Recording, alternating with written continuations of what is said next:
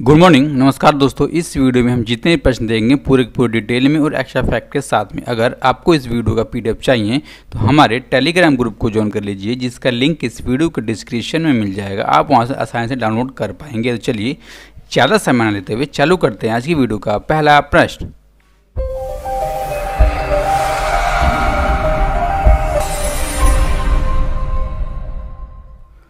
Who become the first country to register कोविड-19 vaccine, यानी कि कोविड-19 वैक्सीन रजिस्टर करने वाला विश्व का पहला देश कौन सा बन गया है? तो ये देश बन गया है ऑप्शन नंबर सी, यानी कि रूस। और रूस के राष्ट्रपति हैं व्लादिमीर पुतिन। उन्होंने इसकी घोषणा करी। सबसे इंपॉर्टेंट ये कि इस वैक्सीन का नाम क्या है? तो इस वैक्सीन का नाम है स्पुतनिक 5। क्या?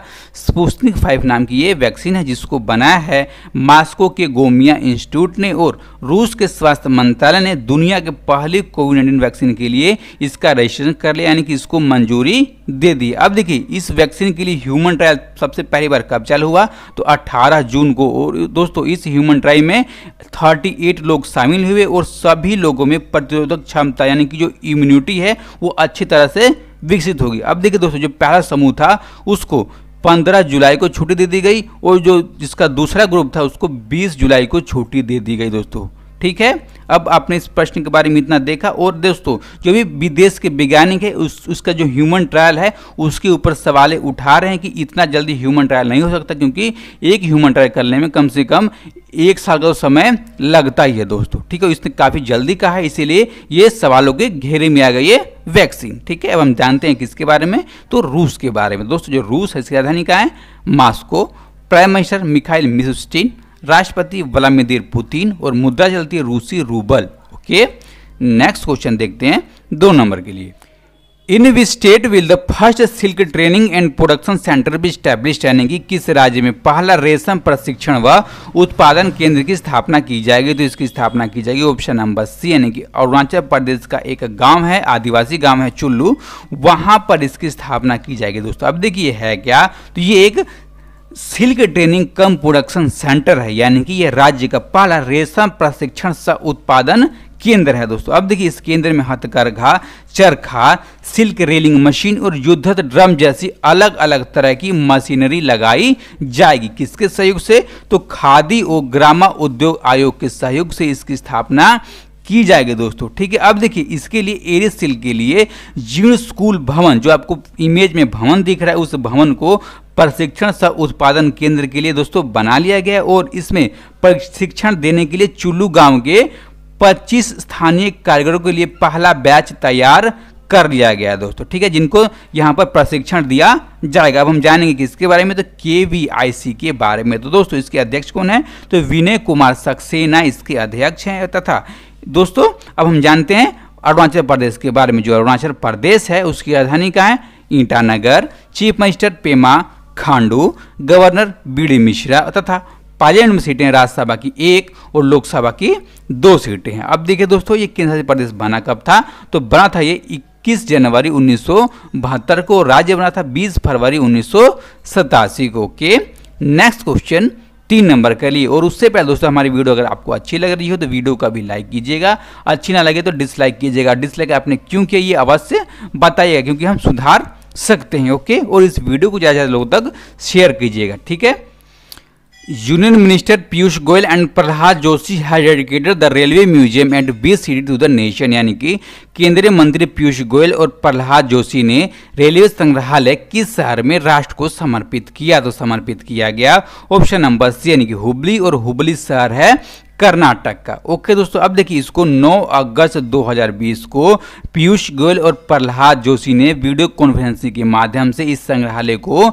देश को समर्पित किया। ठीक है दोस्तों, अब देखिए, जो हुबली में रेलवे संग्रहालय है ये उत्तर कर्नाटक में अपनी तरह का पहला और मैसूर में दोस्तों ऐतिहासिक रेल संग्रहालय के बाद दक्षिण पश्चिमी रेलवे में दूसरा रेलवे संग्रहालय है दोस्तों। आपको इतना याद करना होगा, मुझे विश्वास है कि आपको याद हो गया होगा। अब देखिए, इसका उद्देश्य क्या है? तो इसका उद्देश्य है कि जो रेलवे की विभिन्न शाखाएं हैं उसको संरक्षित करना, उसको चित्रित करना और रेलवे के विकास को लोगों के बीच में दिखाना, प्रदर्शित करना इसका मेन उद्देश्य है दोस्तों। अब देखिए, इसमें अलग अलग तरह के जगह बनाए गए इस संग्रहालय में दोस्तों। जगह का क्या नाम रखा गया है?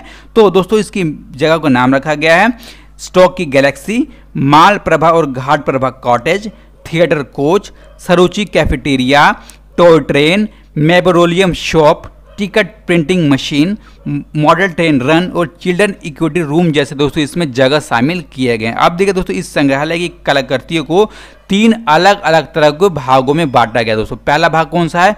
तो पहला भाग है 2 कुटिया मालप्रभा, दूसरा है घाटप्रभा और दोस्तों तीसरा है बाहरी खंड। अब देखिए दोस्तों, अगर आप मालप्रभा कॉटेज में जाते हैं तो वहां पर चारकोल स्केच दिखेगा, टिकट काउंटर के साथ बुकिंग कार्यालय, मुद्रित टिकट लोहे की मशीन दिखेगी और दोस्तों 150 वर्ष की पुरानी वहां पर पार्सल वोटिंग मशीन भी दिखने वाली है। ठीक है, अब देखिए अगर आप घाटप्रभा कॉटेज में जाते हैं दोस्तों तो वहां पर सिग्नल इंफॉर्मेशन, लोकोमोटिव वैगन और दोस्तों जो कोच है, जो पुराने वाले कोच है उसके इतिहास के बारे में लिखा होगा और दोस्तों पुराना कोच भी वहां पर रखा हुआ आपको मिलने वाला है दोस्तों। ठीक है, अब देखिए अगर आप वहां पर अभी घूमने जाते हो तो इस संग्रहालय में दोस्तों टोटल जो व्यक्ति काम कर रहे हैं वो 30 सदस्य दोस्तों वहां पे काम कर रहे हैं। क्यों कर रहे हैं? तो कोविड-19 के संक्रमण को देखते हुए वहां पर कम व्यक्तियों को लगाया गया है काम करने के लिए दोस्तों। ठीक है, और आपको पता होगा दोस्तों कुछ दिन पहले भारतीय रेलवे ने सीधे ट्रेन की ओवरहेड ट्रैक्शन मशीन को बिजली की आपूर्ति देने के लिए मध्य प्रदेश के बीना में दोस्तों 1.7 मेगावाट बिजली की स्थापना की। ठीक है दोस्तों, आपको याद होगा। अब हम देखते हैं अगला प्रश्न 4 नंबर के लिए। Which country's prime minister Hassan Diab has recently announced his resignation, यानी कि किस देश के प्रधानमंत्री हसन दियाब ने हाल ही में इस्तीफे की घोषणा की है दोस्तों? घोषणा की गई है ऑप्शन नंबर ए, यानी कि लेबनान के प्रधानमंत्री हसन दियाब ने। दोस्तों अब घोषणा क्यों है? तो इसलिए क्यों है कि आपको पता होगा कि बेरूत के बंदरगाह में 4 अगस्त 2020 को वहां पर एक विस्फोट हो गया था और उस विस्फोट में काफी जान माल का नुकसान हुआ था। अब देखिए दोस्तों, और उस विस्फोट में 160 लोगों की मृत्यु हो गई है और 6000 से अधिक लोग उसमें घायल पाए गए हैं। अब देखिए, जो लेबनान के राष्ट्रपति माइकल आउन, उन्होंने प्रधानमंत्री समेत पूरी सरकार का इस्तीफा स्वीकार कर लिया दोस्तों। अब देखिए, जब तक नए सरकार नहीं बन जाती, नए प्रधानमंत्री नहीं बन जाती, तब तक दोस्तों राष्ट्रपति ने कहा है कि जो प्रधानमंत्री हसन दियाब है वहीं इसके लेबनान के प्रधानमंत्री बने रहे दोस्तों। ठीक है, अब देखिए इन्होंने जो वहाँ की जनता वो ये भी कह रही थी कि जो विस्फोट हुआ ये सरकार की लापरवाही और कुप्रबंधन के कारण हुआ है दोस्तों। और इसी का हवाला देते हुए जो वहाँ की सरकार है उसने कहा कि हमने दोस्तों इसको रोक नहीं पाए और जो हमारी सरकार में दोस्तों भ्रष्टाचार बहुत ज़्यादा बढ़ गया है और इसको हम रोक नहीं पाए हैं और इसी कारण हम इस्तीफा देते हैं। ठीक है, अब हम देखते हैं लेबनान के बारे में दोस्तों। जो लेबनान है उसकी राजधानी है बेरूत, राष्ट्रपति हैं मिशेल एउन और मुद्रा चलती है लेबनानी पाउंड। ओके दोस्तों, आपको ये इमेज में दिख रहा है यही है क्या? तो लेबनान। नेक्स्ट क्वेश्चन 5 नंबर के लिए। Which state government announce the launch of Indira Van Mitan Yojana, यानी कि किस राज्य सरकार ने इंदिरा वन मितान योजना के शुभारंभ की घोषणा की है? तो इसकी घोषणा की गई ऑप्शन नंबर सी, यानी कि छत्तीसगढ़ के मुख्यमंत्री भूपेश बघेल की तरफ से ये घोषणा की गई दोस्तों। की कब गई? तो विश्व आदिवासी दिवस के अवसर पर इसकी घोषणा की गई। आपको बताना है कि जो विश्व आदिवासी दिवस है इसको मनाया कब जाता है दोस्तों। ठीक है, अब देखिए इस योजना के तहत राज्य के जनजातीय क्षेत्रों के 10,000 गाँव से दोस्तों युवाओं को चुना जाएगा और युवाओं का एक समूह बनाया जाएगा और दोस्तों उस समूह के माध्यम से सभी वन आधारित जो गांव होंगे उनकी आर्थिक गतिविधियों का संचालन किया जाएगा दोस्तों। अब देखिए ऐसा करने से जो गांव है वहां पर दोस्तों जो स्वरोजगार बनेगा, वहां पर जो भी रोजगार मिलने की संभावना व्यक्त की गई है और इस योजना के तहत समूहों के माध्यम से वन उपज खरीद, प्रसंस्करण और विपणन की सुविधा को दोस्तों सुनिश्चित किया जाएगा। ठीक है, अब देखिए दोस्तों, और इसके अलावा इस योजना के माध्यम से जो समूह है वो पेड़ों का प्रबंधन करेगा दोस्तों और वहां पर कैसे बीज लाना है, कैसे दोस्तों जो भी उपज होगा उसको बेचना है, वो सारे साथ जो दोस्तों जो देखभाल कौन करेगा? तो ये जो युवा हैं उनका जो समूह है वही इसका उपयोग करेगा, वही इसका देखभाल करेगा। ठीक है, अब हम जानेंगे इसके बारे में। तो अब हम जानते हैं छत्तीसगढ़ के बारे में। जो छत्तीसगढ़ इसकी राजधानी कहाँ है? तो रायपुर इसकी राजधानी है। चीफ मिनिस्टर ने भूपेश बघेल, गवर्नर अनसुईया उइके तथा पार्लियामेंट में सीटें हैं राज्यसभा की 5 और लोकसभा की 11। ठीक है, अब राज्य बना था 1 नवंबर 2000 को और दोस्तों हाई कोर्ट दोस्तों इसका है बिलासपुर का और बिलासपुर हाई कोर्ट का प्रेजेंट टाइम के चीफ जस्टिस हैं PR रामचंद्रन मेनन और दोस्तों इसका राजकीय पक्षी है पहाड़ी मैना, पशु वन भैंसा, पेड़ साल, फूल गेंदा, वाक्य विश्वसनीय छत्तीसगढ़। ओके, नेक्स्ट क्वेश्चन देखते हैं दोस्तों 6 नंबर के लिए। Who was selected as the next chairman of SAIL by public enterprises selection board, यानी कि सार्वजनिक उद्यम चयन बोर्ड ने सेल के अगले अध्यक्ष के रूप में किसका चयन किया है? तो चयन किया गया ऑप्शन नंबर बी यानी कि सोमा मंडल का। दोस्तों जो इनकी नियुक्ति है ये बोर्ड के अधीन में, अगर बोर्ड इनकी दोस्तों नियुक्ति को स्वीकार कर लेता है तो ये सेल की दोस्तों पहली महिला अध्यक्ष के रूप में चुनी जाएंगी दोस्तों। और ये भारत ही नहीं दोस्तों बल्कि पूरी दुनिया में कहीं भी प्रमुख स्टील कंपनी का दोस्तों पहली महिला अध्यक्ष के रूप में ये चुनी जाएंगे। दोस्तों जो सेल है दोस्तों ये प्रमुख एक स्टील कंपनी है, आपको पता होगा। अब देखिए दोस्तों जो सेल के वर्तमान में अध्यक्ष हैं वो है अनिल चौधरी, जो दोस्तों सितंबर 2018 में सेल के अध्यक्ष के रूप में चुने गए थे। और दोस्तों ये अपना दोस्तों पदभार कब तक ग्रहण करेंगे, कब तक दोस्तों सेवानिवृत्त होने वाले हैं? दोस्तों इस सेवानिवृत्त होने वाले हैं इस साल यानी कि 2020 के अंत तक ये सेवानिवृत्त होने वाले हैं। तब हमें पता चलेगा कि सोमा मंडल को दोस्तों अध्यक्ष बनाया गया है कि किसी और को अध्यक्ष बनाया गया है। ओके, अब नेक्स्ट क्वेश्चन देखते हैं 7 नंबर के लिए। Who is the author of the book title connecting commuting changing, यानी कि कनेक्टिंग कम्युनिटिंग चेंजिंग शीर्षक पुस्तक के लेखक कौन है? तो इस पुस्तक के लेखक है ऑप्शन नंबर सी यानी कि एम वेंकैया नायडू। अब देखिए दोस्तों जो एम वेंकैया नायडू ये हैं कौन? तो ये भारत के पेन टाइम के उप राष्ट्रपति हैं दोस्तों। ठीक है, अब देखिए जैसे आपको इमेज में दिख रहे हैं दोस्तों जो ये बुक है उसका जो फिजिकल वर्जन है उसको देश के रक्षा मंत्री राजनाथ सिंह ने लॉन्च किया। और दोस्तों जो इसका ई वर्जन यानी दोस्तों जो इसका इलेक्ट्रॉनिक संस्करण है उसको सूचना और प्रसारण मंत्री प्रकाश जावड़ेकर ने इसको लॉन्च किया है दोस्तों। अब देखिए इसमें टोटल पेज कितने हैं? तो इस पुस्तक में टोटल पेज हैं 250। ठीक है, अब देखिए इस पुस्तक में किसके बारे में लिखा गया? इस पुस्तक में दोस्तों जो राष्ट्रपति वेंकैया नायडू है उनके 3 सालों के अंदर में दोस्तों उन्होंने कहाँ कहाँ पर विदेश यात्रा की है, भारत यात्रा की है और अपने अनुभव को लिखा है। और उसके साथ साथ में उन्होंने किसान, वैज्ञानिक, डॉक्टर, युवा, प्रशासक, उद्योग के नेताओं से और कलाकार से दोस्तों कैसी कैसी बातें की और अपने अनुभव को इस किताब में लिखने का काम किया। किताब का क्या नाम है? तो कनेक्टिंग कम्युनिटिंग चेंजिंग। और दोस्तों इसके फिजिकल वर्जन को राजनाथ सिंह ने और इसके दोस्तों इलेक्ट्रॉनिक वर्जन को प्रकाश जावड़ेकर ने लॉन्च किया। जैसा प्रश्न दोस्तों आपसे पूछा जाएगा वैसा आपको जवाब देना है। 2 तरह के प्रश्न बन सकते हैं, मैंने आपको बता दिया है। ओके, नेक्स्ट क्वेश्चन 8 नंबर के लिए।